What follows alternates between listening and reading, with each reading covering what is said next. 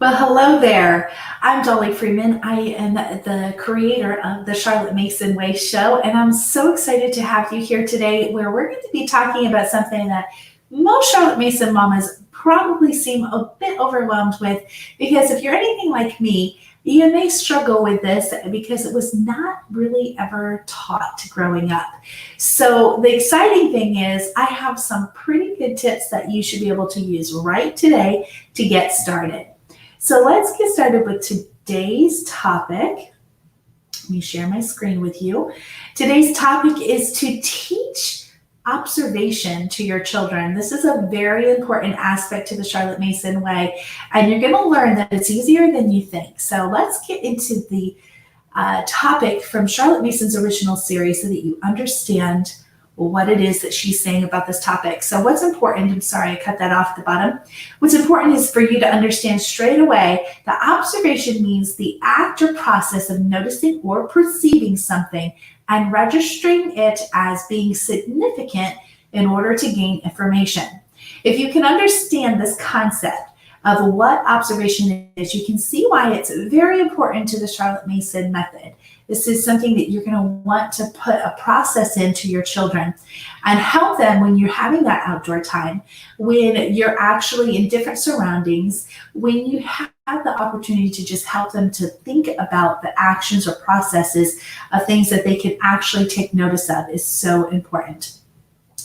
Charlotte Mason teaches observation through what she calls sightseeing.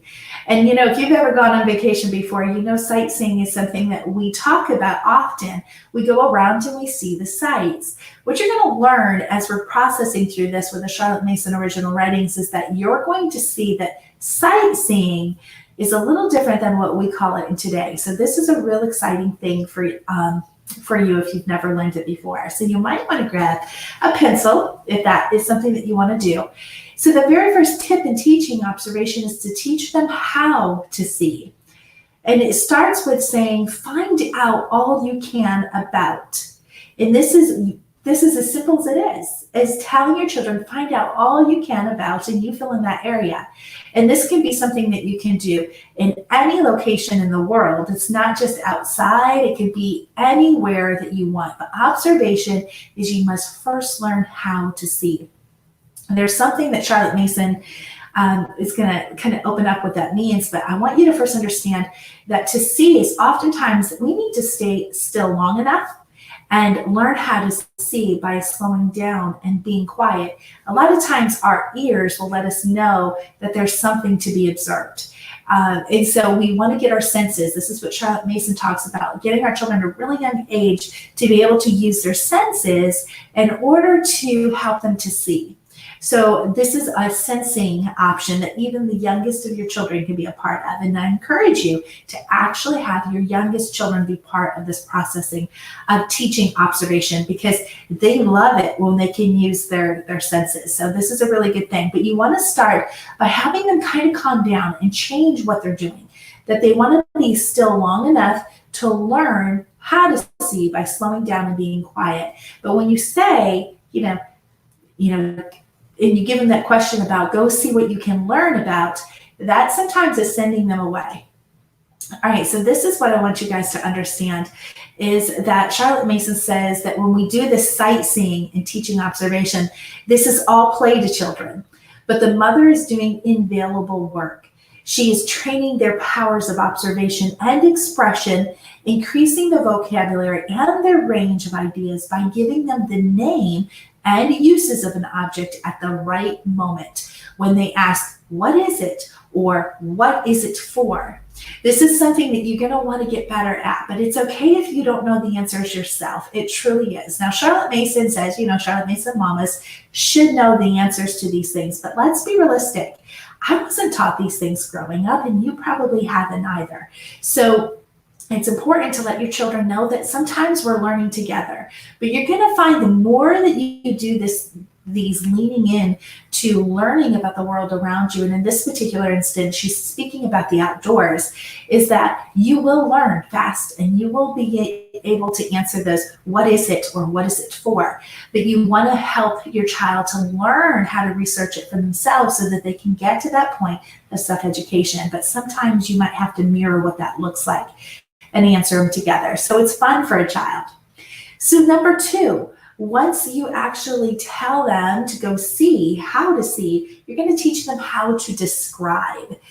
And then you do that by a simple, what did you notice about? Whatever it was that you asked them, what do you see? Now you say, what did you notice? This is a simple thing that you can do outside, around and about, on vacation, anywhere. And that's what I love about the simplicity of Charlotte Mason.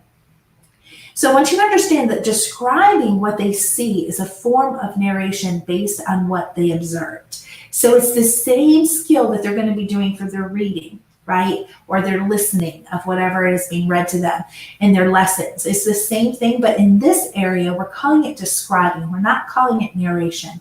The word describing really is what's most important for the next tip that I'm going to teach you. By describing, we're helping our children to look at important aspects, okay? So describing is a form of narration based on what they observed, but be careful not to say, narrate back to me what you saw. Describe, use that word describe with your children. This is a quote that I love. Every common miracle which the children see with his own eye, makes of him for the moment another Newton. So this is something, Newton. So this is something that you want to realize, that the wonders and awe in nature are things that are going to be big to a child. Just like when Newton noticed the apple falling and began the law of gravity. This is what she's talking about, is that everything is going to be like a common miracle to their eyes, is that they're going to start to becoming aware of, why did that do that? Or what is that for? And they're going to start having those ideas with questions coming in their mind. And it all starts from the observation. They must first be observant before they're able to ask those questions. And those questions is what leads to thoughts. And the thoughts is what leads to breeding more thoughts. So it's very important. So here's tip number 3. This is where you understand the whole concept of observation. So teach them to discriminate. This is not what you think it is. So teach them to discriminate. What features did you notice about? This is something where you're going to get them to be more into the details, right? First, it's how to see, and then it's how to describe, and now it's how to discriminate. Tell me, what features did you notice? So discriminate is paying attention to the details of what is being observed. This is paying attention to the very small little things that oftentimes we overlook. I know as an adult, I overlook. In fact, I remember years and years ago, I was sitting in the living room of a dear friend where I visited for years. I mean, I've been in her house for years. And I was working on observation, not just of her children, but of me. And I'm like, oh, you got a new picture. Oh, that's beautiful. It was actually a masterpiece. If I'm remembering, it was a Degas. And I was just really drawn by it. I thought she had actually put it up for her children's art study, their picture study. And I'm like, oh, that's so pretty. And she's like, Dolly, that has been up for years. That is not a new picture. And I felt horrible because I'm like, how did I never notice that? I'll tell you how I didn't notice that. This is Charlotte Mason's quote to explain why I didn't see it and why many of the things go unseen. The miserable thing about the childish recollections of most persons is that they are blurred, distorted, incomplete, no more pleasant to look upon than a fractured cup or a torn garment. And the reason is not that the old scenes are forgotten, but that they were never fully seen. Never fully seen. I had never really seen her picture on her wall. And I said, well, that just shows I'm a really good friend. I don't notice the messes. I don't notice the prettiness. I just am there for people. But in the essence of everything, I should be very aware and I should be noticing the details, right? So this is what we're talking about when we're saying teach a discrimination. All right, so an observant child, when they have all of those things done, an observant child should be put in the way of observing. I'm sorry, we're in the way of things worth observing. So when you have taught your children those key things, you want to make sure you're doing your due diligence in putting things in front of them that are worth observing, not just letting them decide what they observe, but making sure they're getting outside enough to explore the world, to ask the what is it for, what does it do, those types of questions, that you're breeding those ideas in their mind. So before concluding today, I'd love to hear if you have any questions and comments. I'd love to be able to interact with you guys. You guys have gotten very quiet, but that's okay. If you're busy, I know we moms really have a lot going on, but let's review how to teach observation to your children. First, you want to have them know how to see, right? You're going to tell them, I want you to go and learn all you can about, and you fill in that blank, whatever it is that you're sending them to learn. And then the second one is how to describe. They're going to come back to you and they're going to begin to describe it to you. This is where they're starting to say the actions, and they're going to start asking questions because they don't understand a lot of it themselves. So this is the how to describe. And then you're going to teach them how to discriminate. This is where they're really getting into the details. They're looking at the features that, what an ant does. Wow, it carried something on its back and it did all of these types of things. And then there were these different ants coming on the same path, but they wouldn't hit each other. The one would get out of the way and let the other one go through. These are the types of features that she's speaking about, the details in the details of being able to determine the difference between a male or a female bird, being able to tell the difference between one breed of bird or another breed of birds. It all comes in not just telling you what to describe, but now getting into the nitty-gritty of what was seen. So this is a very easy steps that you can be doing teaching observation. So there's no show next week. I'm actually taking a week off. We just got done with the Charlotte Mason planning workshop, and I kind of feel like I need to breathe a little bit. So if you haven't gone through it yet, I want you to go ahead and go through it. I think that date's wrong.